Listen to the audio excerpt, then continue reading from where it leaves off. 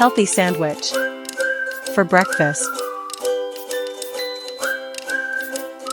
Ingredients. 4 bread rolls. 1 cup mayonnaise. 1 cup mustard. 1 pound thinly sliced cooked ham. 1 pound sliced cheese. 2 tablespoons butter, melted.